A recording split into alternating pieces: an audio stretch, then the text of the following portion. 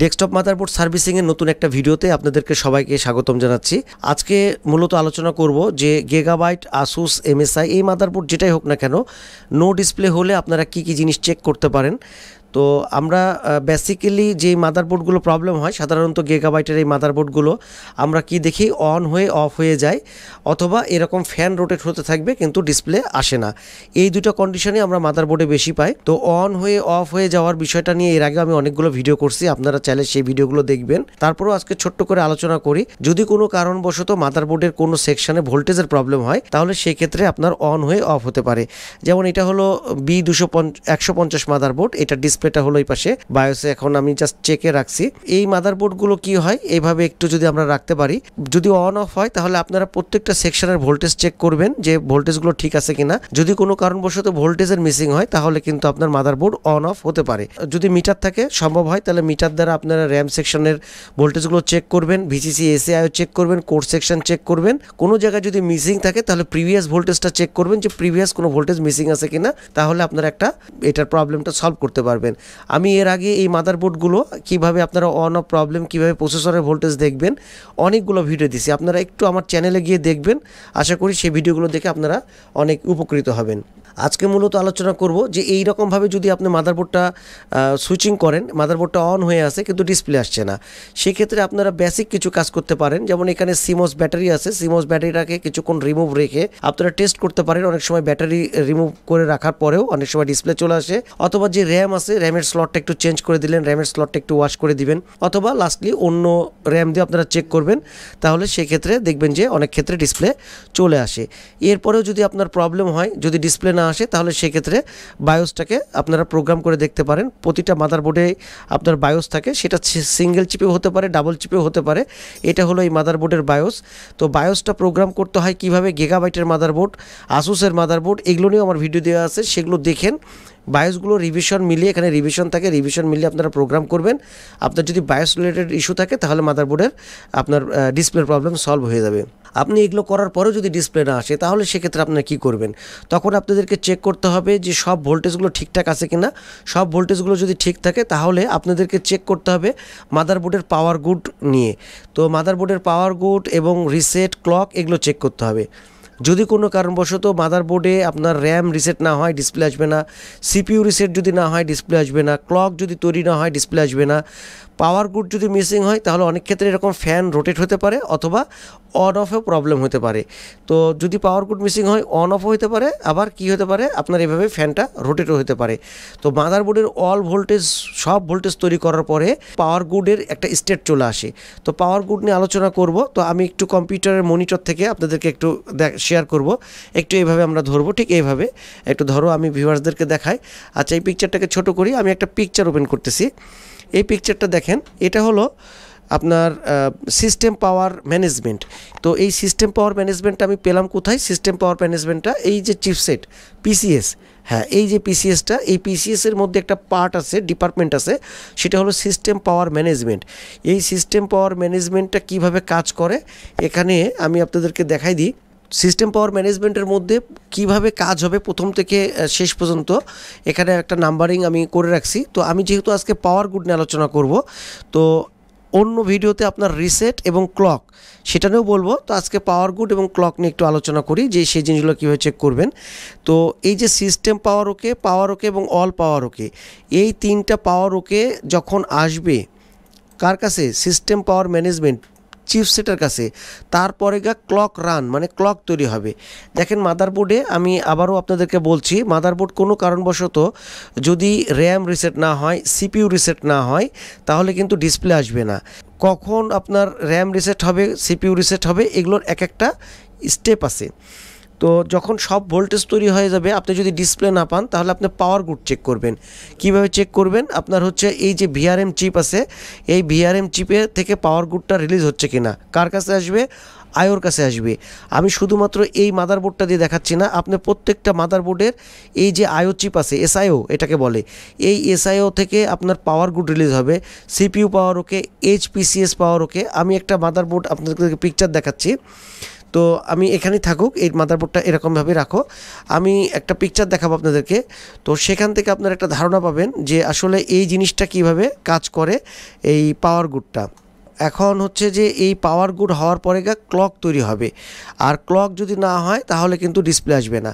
আমি আরেকটা জিনিস বলি, আচ্ছা পিকচারটা আমি পাচ্ছি না, আমি আপনাদেরকে পরের ভিডিওটাতে আমি 4টা ভিডিও করব পরপর, একটা ক্লকের উপর করব, একটা রিসেটের উপর করব, একটা পাওয়ার গুডের ডিটেলসের উপর করব। তো এই যে আমরা কথায় কথায় অনেক সময় বায়োস করে ফেলি, তো বায়োস কিন্তু আপনার তখনই চালু হবে যখন এই বায়োসে 8 নাম্বার পিনে এর যে অপারেটিং ভোল্টেজ, চিপের যে অপারেটিং ভোল্টেজ 3.3 ভোল্টেজ আসবে। তো সব চিপে যে 3.3 ভোল্টেজ আসবে তা না, এটা আপনার চিপের উপরে নির্ভর করে। যেমন এএমডির অনেক মাদারবোর্ডে আছে, মোটর ম্যাক্স মাদারবোর্ডে আপনি 1.8 ভোল্টেজ পাবেন। তো চিপের যে অপারেটিং ভোল্টেজ আসবে, অপারেটিং ভোল্টেজ আসার পরে এর ক্লক আসতে হবে। ক্লক আপনার 6 নাম্বার পিনে আসার পরে তারপরে চিপটা অ্যাক্টিভেট হবে। চিপ যদি কোনো কারণে অ্যাক্টিভেট না হয় তাহলে কিন্তু বায়োস অ্যাক্টিভেট হবে না। বায়োস অ্যাক্টিভেট না হলে 5 নাম্বার পিন দিয়ে ডাটা ইনপুটও হবে না, 2 নাম্বার পিন দিয়ে ডাটা আউটপুটও হবে না। সো বায়োস যদি কাজ না করে তাহলে ডিসপ্লে আসবে না। তাহলে সেক্ষেত্রে আমরা যদি একটা মাদারবোর্ডের, আচ্ছা আমি একটা কাজ করি, এটা থেকে দেখাই, এই যে পিকচারটা থেকে দেখাই। পিকচারটা একটু সোজা করে আমরা দেখানোর চেষ্টা করব, একটু এভাবে দেখানোর চেষ্টা করব। আমি আপনাদেরকে ঠিক এই পিকচারটা থেকে দেখাই যে এই যে বায়োস, তো এটা হলো 410 মাদারবোর্ডের বায়োস। এখন বায়োস যদি কাজ না করে তাহলে ডিসপ্লে আসবে না। আমি আজকে যে ভিডিওটা করতেছি এটা খুব একটা বড় করব না, এটা একটা বেসিক করব। এরপরে আমি কোনটা আগে করব আপনারা বলবেন, সেটা আমি আগে করব। একটা রিসেটের উপরে ক্লক এবং পাওয়ার গুড। আমি এভাবে আপনাদেরকে বলি, যখন সব ভোল্টেজ ঠিক পাবেন, আপনি সিপিইউ কোর সেকশন আপনি ভোল্টেজ পাবেন, তারপরে যদি ডিসপ্লে না আসে তাহলে সেক্ষেত্রে অবশ্যই আপনারা কি করবেন, এইখান থেকে ভিআর রেডি পাওয়ার গুড তৈরি হচ্ছে কিনা সেটা চেক দিবেন। এই ভিআর পাওয়ার গুড যাবে এসআইওর কাছে, এটা আপনারা দেখতে পাবেন। আইও অনুযায়ী পিনটা চেঞ্জ হতে পারে, এক একটা আইওতে এক এক নাম্বার পিনে থাকতে পারে। আপনারা সেটার ভিআরএম পাওয়ার গুড, ভিআর রেডি এই নামে আপনারা এই পিনটা দেখবেন যে এটা আসছে কিনা। তারপরে এর কাছ থেকে একটা এনপিসিএস পাওয়ার ওকে এইটা জেনারেট হবে। এই এনপিসিএস পাওয়ার ওকে মানে পিসিএস পাওয়ার ওকে এইটা তৈরি হচ্ছে কিনা সেটাও আপনারা দেখবেন। তো সেইটা দেখার পরে এই পাওয়ার গুডটা তৈরি হওয়ার পরে আপনার কি তৈরি হবে, ক্লকের পর্বটা শুরু হবে। তো এই পিকচারটা ওপেন করলাম, এইখানে থেকে একটা বেসিক ধারণা পাওয়া যায় যে আসলে এই মাদারবোর্ডগুলো কিভাবে চলে ইন্টেলের। তো আমি যে জিনিসটা বলতেছিলাম আপনাদেরকে, দেখেন এটা হলো চিপসেট 150 চিপসেট, এটা আইও চিপ এসআইও, আর এটা হলো প্রসেসর। এখন এই যে আপনার চিপসেট পিসিএস, এর কাছে যখন সিস্টেম পাওয়ার ওকে, পিসিএস পাওয়ার ওকে এইটা আসবে, এটা কি নামে আসবে দেখেন, এখানে লেখা আছে এনপিসিএস ভিআরএম পাওয়ার গুড। এই পাওয়ার গুড আসার পরে ক্লক রান মানে ক্লক আউটপুট হবে। এই ক্লকটা বিভিন্ন সেকশনে যাবে, বিভিন্ন সেকশনকে অ্যাক্টিভেট করার জন্য। যেমন এখান থেকে যদি আমি দেখাই, ল্যান সেকশন, এইটা হলো আপনার পিসিআই স্লট, তারপরে আপনার আইওর কাছেও যাবে ক্লক, আপনার এখানে 25 মেগাহার্টজ ক্লক তৈরি হবে, বায়োসের কাছে যাবে, প্রত্যেকটা সেকশনে ক্লক যাবে। তাহলে ক্লক যদি তৈরি না হয় তাহলে কিন্তু আপনার ডিসপ্লে আসবে না। তাহলে ক্লকটা আপনারা কীভাবে চেক করতে পারবেন যে 25 মেগাহার্টজ, এখানে আপনারা যদি ডিওসও দিয়ে আপনারা ক্লক তৈরি হচ্ছে কিনা, এই ডিওসটা দিয়ে আপনারা যদি চেক করেন তাহলে কিন্তু খুব সহজে দেখা যায় এই ক্রিস্টালে 25 মেগাহার্টজ ক্লক তৈরি হচ্ছে কিনা। তো ক্লক তখনই তৈরি হবে যখন পিসিএস আপনার পাওয়ার গুডগুলো পেয়ে যাবে। পিসিএস পাওয়ার গুড পাওয়ার পরে সে হচ্ছে ক্লক রান মানে ক্লককে অ্যাক্টিভেট করবে, এবং এই ক্লকের মাধ্যমে যখন এই সেকশনগুলো ক্লক পাবে দেন বায়োসও যেমন পাবে, তারপরে বায়োস ডাটা ইনপুট এবং আউটপুটের কাজ শুরু করবে। আমি পিকচারটাতে আরেকবার যাচ্ছি, আরেকবার গিয়ে আপনাদেরকে দেখাচ্ছি। তো এই জিনিসটা, এই পিকচারটাই আমি আপনাদেরকে প্রথমে যেই পিকচারটা দেখাচ্ছিলাম, এই যে এখানে দেখেন, এখানে লেখা আছে সিস্টেম পাওয়ার ম্যানেজমেন্ট। এটা চিপসেটের মধ্যে যেটা আমি বলতেছিলাম একটা ডিপার্টমেন্ট, এই ডিপার্টমেন্টের মধ্যে আপনার হচ্ছে দেখেন এখানে লেখা আছে সিস্টেম পাওয়ার ওকে, তারপরে পাওয়ার ওকে, অল পাওয়ার ওকে। আচ্ছা, তার নিচে লেখা আছে ডির্যাম পাওয়ার ওকে, মানে এই তিনটা পাওয়ার ওকে, সিস্টেম পাওয়ার ওকে এবং অল পাওয়ার ওকে, এই তিনটা পাওয়ার ওকে পেলে ডির্যাম পাওয়ার ওকে এইটা জেনারেট হবে, এটা জেনারেট করবে। তারপরে এর ক্লক সেকশনটা অ্যাক্টিভেট করবে। ক্লক সেকশনটা অ্যাক্টিভেট তখনই করবে তাহলে এই পাওয়ার গুডগুলো পেলে, তাহলে সেই ক্ষেত্রে আমাদের যদি কোনো মাদারবোর্ডে এরকম ক্লক সেকশনটা অ্যাক্টিভেট না হয় তাহলে ডিসপ্লে আসবে না। এরপরে আসে হলো রিসেটের বিষয়টা। এখন পাওয়ার গুডগুলো কিভাবে আমরা চেক করব? পাওয়ার গুডগুলো আমরা হচ্ছে এসআইও এসআইওর যে পিনগুলো আছে, এটা ডাটা শিট আপনি যদি ডায়াগ্রাম ওপেন করেন, এখানে আপনারা দেখতে পারবেন যে পাওয়ার গুডগুলো কোনটা কোনটা আসছে, কোনটা কোনটা আউটপুট হচ্ছে, এগুলো আপনারা চেক করতে পারবেন। ক্লকটাও সহজে আপনারা চেক করতে পারবেন ক্রিস্টালের মাধ্যমে। যদি আপনি বায়োসে ক্লক চেক করতে চান, 6 নাম্বার পিনে আপনারা চেক করতে পারবেন বায়োসে যে ঠিক আছে। ডিওসও দিয়ে আপনারা দেখতে পারবেন যে ক্লক আসতেছে কিনা। ক্লক না আসলে আপনারা ক্লকের প্রবলেমটা সলভ করবেন, তারপরে ডিসপ্লে দেখবেন যে সলভের দিকে আপনি কাজ করতে পারবেন। আমি আজকে যেই বিষয়টা নিয়ে আলোচনা করছিলাম যে আমরা অনেক সময় ডিসপ্লের যে প্রবলেমটা পাই, তো সেই ক্ষেত্রে আমাদেরকে পাওয়ার গুড, ক্লক এবং রিসেট, এখন রিসেট র্যামের স্লটেও আপনার রিসেট আপনারা চেক দিতে পারেন। র্যামের স্লটে র্যাম রিসেট হচ্ছে কিনা সেটা চেক করতে পারেন। সব কিছু যখন ঠিকঠাক হবে তারপরে রিসেট হবে। তো রিসেট আমি আজকের ভিডিওতে রিসেটের বিষয়টা নিয়ে আলোচনা করব না, শুধুমাত্র আপনাদেরকে বললাম যে যদি আপনার কোনো কারণবশত মাদারবোর্ডগুলোতে ডিসপ্লে না পান, তাহলে আপনারা এটা রিমুভ করে র্যামটাকে ওয়াশ করে ক্লিন করে দেখতে পারেন। তারপর যদি না হয় তাহলে আপনারা সব ভোল্টেজগুলো চেক করবেন। সব ভোল্টেজগুলো চেক করার পর যদি ঠিক থাকে তারপরে পাওয়ার গুডগুলো চেক করবেন। তারপরে আপনারা চেক করবেন হচ্ছে কি চেক করবেন, পাওয়ার গুড আসলে ক্লক চেক করবেন। ক্লক হওয়ার পরে আপনারা রিসেট চেক করবেন। তো এইভাবে একটা একটা করে যদি আপনারা চেক করেন তাহলে এই মাদারবোর্ডগুলো খুব সহজে আপনারা কি করতে পারবেন, প্রবলেমগুলো সলভ করতে পারবেন। আর এই ধরনের ডিবাগ কার্ডগুলো ব্যবহার করতে পারেন। এইরকম আপনারা অনেকে কমেন্ট করেন ডিবাগ কার্ডগুলো। এই ডিবাগ কার্ডগুলো দিলে আপনারা একটা মাদারবোর্ডের স্টেটগুলো ধরতে পারবেন যে কোন লেভেলে কোন জায়গায় আছে। তবে ডিবাগ কার্ড দিলে যে একদম সব মাদারবোর্ডে বুঝতে পারবেন তা না। এগুলো আসলে প্রত্যেকটা মাদারবোর্ডের ওয়ার্কিং প্রসেস সেম। আপনি মিটার দিয়ে ধরে ধরে কাজ করতে পারবেন। ডিবাগ কার্ড থাকলে কিছুটা ভালো হয়, কোন স্টেটে আছে কিংবা কোন জায়গায় রিসেটটা হচ্ছে কিনা সেই জিনিসগুলো অন্ততপক্ষে দেখা যায়। তো আজকের ভিডিও জাস্ট এতটুকুই করব। আর এই যে 410 মাদারবোর্ডটা নিয়ে যেটা আমি বলতে চাইছিলাম ওইটার সম্পর্কে একটু আলোচনা করব। মাদারবোর্ড আপনার 150 অথবা 410 যেটাই হোক না কেন, আপনার এদের মানে ওয়ার্কিং প্রসেসগুলো সবই একই রকম। যে এগুলোর যদি আমি সেকশনগুলো একটু আলোচনা করি, তো সেকশনগুলো যদি আপনাদের জানা থাকে তাহলে কাজ করতে সুবিধা হবে। যেমন আপনার ধরেন যে এখানে এই মাদারবোর্ডে আছে, আবারও ড্রয়িংয়ে আপনার ড্রয়িং টুলটা ঝামেলা করছে। এটা আসলে এই ড্রয়িং টুলটা ছাড়া আপনাদেরকে দেখাতে গেলে একটু সমস্যা হবে। আচ্ছা আমি এটা কেটে দিয়ে আর একবার ওপেন করে দেখি যে এটা আমি পাচ্ছি কিনা। আসলে ড্রয়িং টুল একটু পরপর, এই যে এটা হলো র্যাম সেকশন পুরোটা। তো এখানে আপনার র্যামের ভোল্টেজ, ভিটিটি, ভিপিপি এই ভোল্টেজগুলো এখানে তৈরি হয়। এটা এর আগে আমি ভিডিও দিছি। চিপসেট সেকশানে এখানে থাকে। চিপসেটের জন্য যে ভোল্টেজটা লাগে, যে 5 ভোল্ট স্ট্যান্ড বাই থেকে আপনার হলো 3 ভোল্ট পিসিএস, 3 ভোল্ট ডুয়াল, এগুলো সব মাদারবোর্ডে তৈরি হবে। সবই একই। আপনারা এগুলো দেখবেন। আর যদি অসুবিধা হয় আপনারা কি দেখতে পারেন, আপনারা ডায়াগ্রাম দেখবেন। মাদারবোর্ডে ডায়াগ্রামগুলো পাওয়া যায়। ডায়াগ্রামগুলো ভিনাফিক্স অ্যাকাউন্টে পাবেন। ডায়াগ্রাম এবং বোর্ড ভিউ, স্টেমেটিক ডায়াগ্রাম বলে। তো এগুলো আপনারা দেখবেন যে এটা কী কাজে ব্যবহার করা হয়েছে। নো ডিসপ্লের ক্ষেত্রে কি করতে হবে, এটা হলো বায়োসটাও আমরা প্রোগ্রাম করব। তো প্রোগ্রাম করার আগে যদি ডিওসও থাকে তাহলে ডিওসও দিয়ে আপনার ক্লক ঠিকঠাক আছে কিনা সেটা দেখতে পারেন।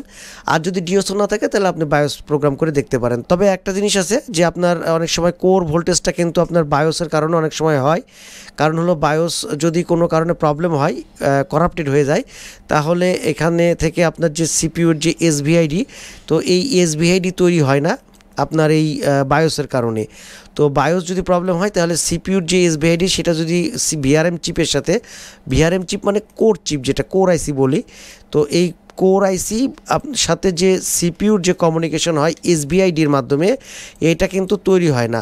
আর এটা যদি তৈরি না হয় তাহলে সেক্ষেত্রে সিপিইউ কোরে ভোল্টেজ তৈরি হবে না। তো সিপিইউ কোরে ভোল্টেজ না তৈরি হলে অনেক সময় কিন্তু আপনার বায়োসেও এটার সাথে মানে ইফেক্টেড থাকলে এই ধরনের প্রবলেম হয়। তো সিপিইউ কোর তৈরি না হলে অনেক সময় বায়োস করে আমাদেরকে দেখতে হয় যে না ঠিক আছে বায়োসের কারণে আমাদের এই ইস্যুটা হচ্ছে কিনা। তো 410 মাদারবোর্ড অথবা 110 মাদারবোর্ড যেটাই বলেন না কেন, সবগুলোরই একই রকম ওয়ার্কিং প্রসেস। আপনারা এই মাদারবোর্ডগুলোর কি পড়বেন, ডাটা শিট পড়বেন যে এইটার প্রসেসরে কি ভোল্টেজ লাগে, কয়টা ভোল্টেজ লাগে। এটা যদি আপনি ডাটা শিট পড়েন তাহলে এখান থেকে আপনারা যে মাদারবোর্ডই হোক না কেন, সেটা গিগাবাইট, এমএসআই, আসুস, আপনারা এখান থেকে জানতে পারবেন যে আপনার এই ভোল্টেজগুলো লাগবে। মাদারবোর্ড যেটাই হোক না কেন, ধরেন এই মাদারবোর্ডে এখানে যে পার্টসটা আছে হয়তো এমএসআই এখানে দেওয়া আছে অথবা আসুসে হয়তো এখানে দেওয়া আছে। তো জায়গা তারা চেঞ্জ রাখতে পারে, কিন্তু প্রসেসরের জন্য যে ভোল্টেজটা রিকোয়ারমেন্ট সেটা কিন্তু তাকে ফুলফিল দিতেই হবে, র্যামের জন্য যে ভোল্টেজটা সেটা কিন্তু সে কোম্পানিকে ফুলফিল করে দিতেই হবে। তো সেজন্য আপনি মাদারবোর্ডের যদি র্যামে কয়টা ভোল্টেজ লাগে, প্রসেসরে কয়টা ভোল্টেজ লাগে, চিপসেটে কয়টা ভোল্টেজ লাগছে, সেটা এএমডিতে অথবা ইন্টেলে এই জিনিসগুলো যদি আপনারা ডাটাশিট পড়ে পড়ে আপনারা জানেন তাহলে সেক্ষেত্রে কাজ করতে অসুবিধা হবে না। আর যদি ডায়াগ্রাম থাকে তাহলে আয়োর যে পাওয়ার গুডগুলো কোন পিন থেকে বের হচ্ছে, আমি এইটার ডায়াগ্রাম তুলে দেখাতে পারতাম আপনাদেরকে, কিন্তু আরেকটা মাদারবোর্ডের সাথে তো নাও মিলতে পারে, আরেকটা আয়োর সাথে নাও মিলতে পারে। তো আপনারা দেখবেন যে এটার ভিআরএম পাওয়ার গুড আসছে কিনা, এনপিসিএস পাওয়ার ওকে বাড়াচ্ছে কিনা, এই জিনিসগুলো আপনারা চেক করবেন, তাহলেই হবে।